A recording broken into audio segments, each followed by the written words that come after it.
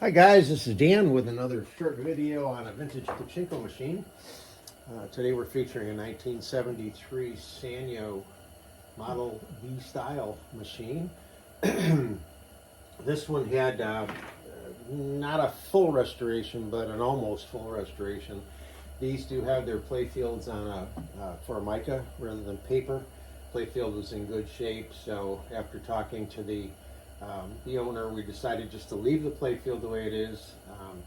It was dirty. I did a lot of cleaning on it, and then rather than pulling the nails, chipping the Formica, I just buffed the heads to shine them up.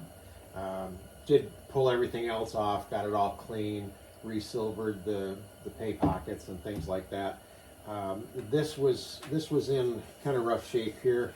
The aluminum got pretty corroded, but it cleans relatively well.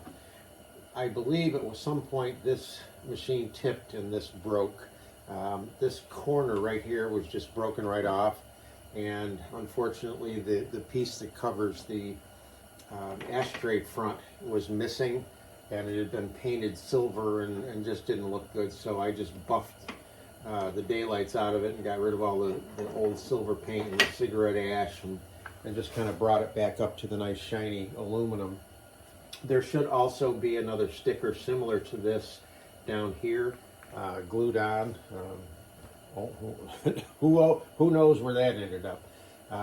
But the rest of it got the full treatment with the sanding down the boards and so on. Now this one had a lock on it that had replaced the original lock, and I'm going to apologize right now. I guess I'm not as smart as I thought I was.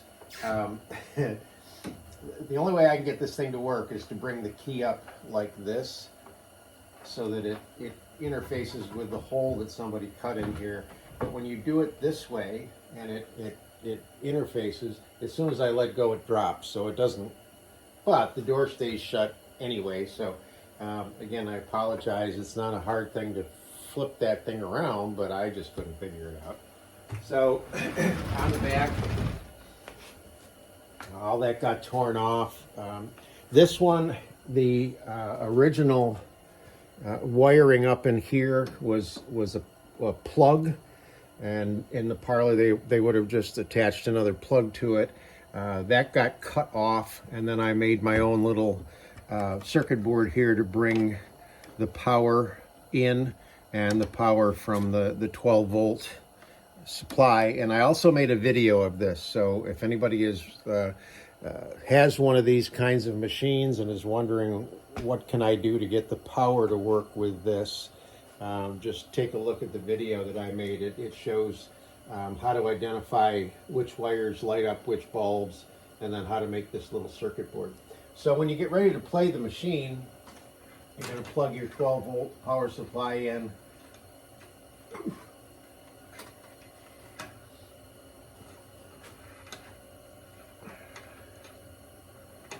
Come on, get in there.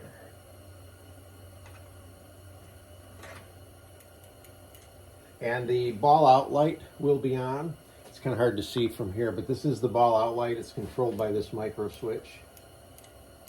And then in here is the jackpot light, and it's controlled by the tipping of the seesaw. So when you get ready to load, the nice thing about this is this arm right here is the ball dump release. So when this gets pushed over like this, it moves that metal piece and lets these arms swing way up so that the balls will go down the exit chute. By default, it creates the bridge to let them go into the jackpot. So you really don't have to worry about that when you get ready to play. So plug it in, take a handful of balls, and make sure they run all the way through the system into the jackpot. Now, one thing that these have, this is a maintenance tool, these little fingers here on a spring. If they're flipped that way,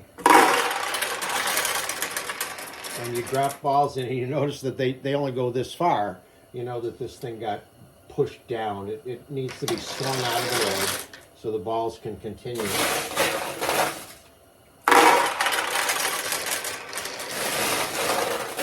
what's happening now is there's two runs in this chute. They're starting to fill up. The runs come around, load on either side of the jackpot, and we're in good shape right now. The ball outlight is still on because we haven't put enough balls in the machine. So again, assuming you have 500 balls, you want to dump 480 of them up in the upper hopper.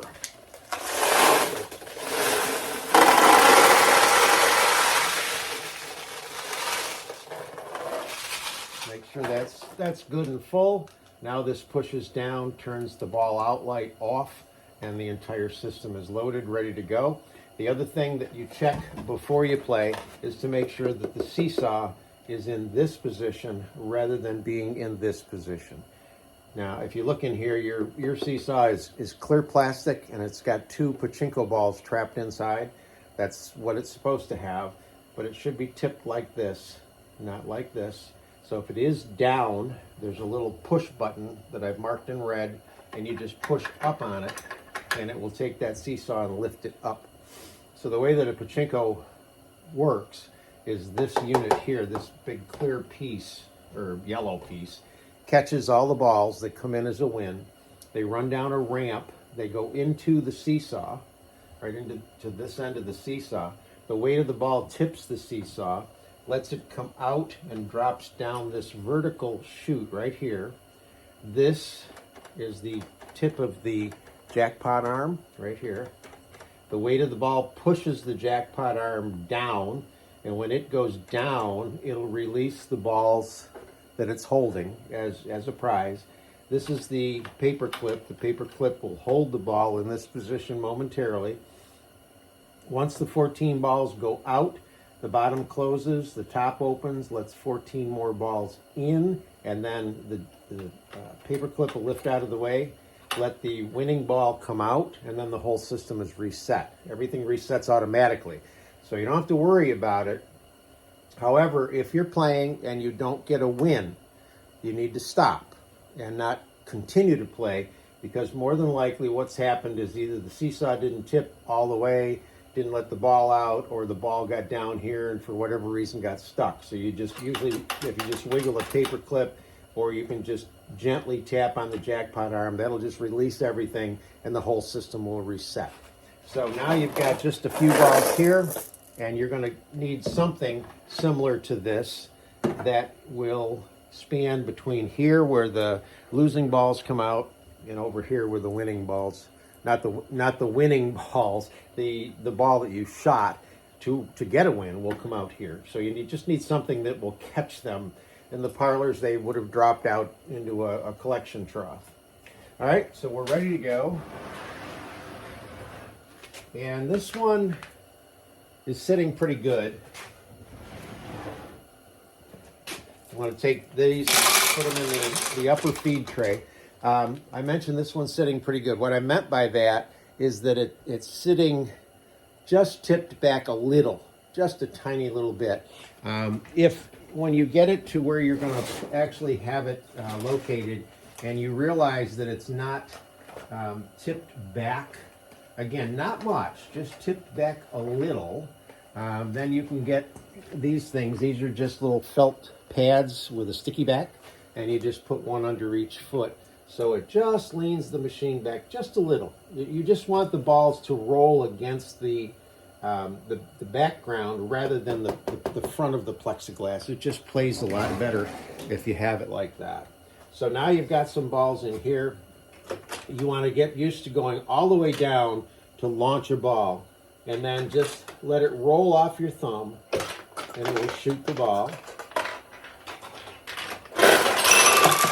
And that's how a pachinko machine works. You get the 14 balls, the light comes on, and if you look up in here, there's a window. You can see the balls that are in the hopper. So as the hopper gets depleted, because it's paying you out, eventually you'll see no balls in here, and then more than likely there's a light behind this green piece that will come on, and it'll stay on, and it'll say, hey, you need to take some of your wins and put them back in the machine so you can continue to play. Remember, as a pachinko machine owner, you're also a parlor owner, so to speak, so you have to maintain the machine. So I'll just launch a few more balls here so we can get some more wings.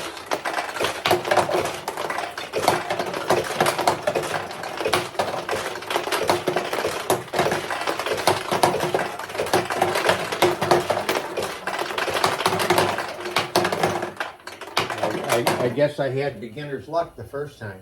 What I'm going to do is open this up and I'll cheat it. So these are called pay pockets.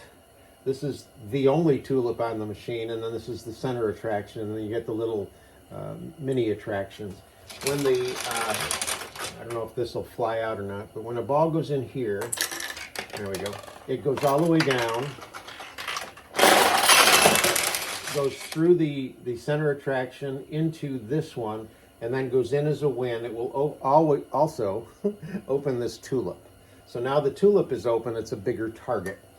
So I try to set the machines so that when you do what I call a full launch, all the way down to let go, the ball stays about in this area before it loses its momentum. If I do it kind of quickly, it will go over to the right side so that you can put a ball in here. If you go all the way down, keep in mind that's what you need to do to get a ball onto the launch ramp, and then just let off a little bit. You can get it to stay on the left side of the machine to put it in these pay pockets. With the only tulip being in the center, it really doesn't matter because the nails are going to bounce it all over the place every once in a while. And to get it into the tulip. Now you can get a ball in the tulip when it's closed. It's just a harder thing to do.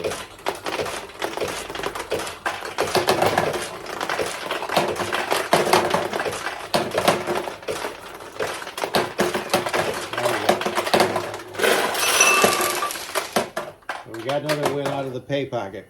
So that's it's a 1973 Sankyo Model B style machine. Hope you like it.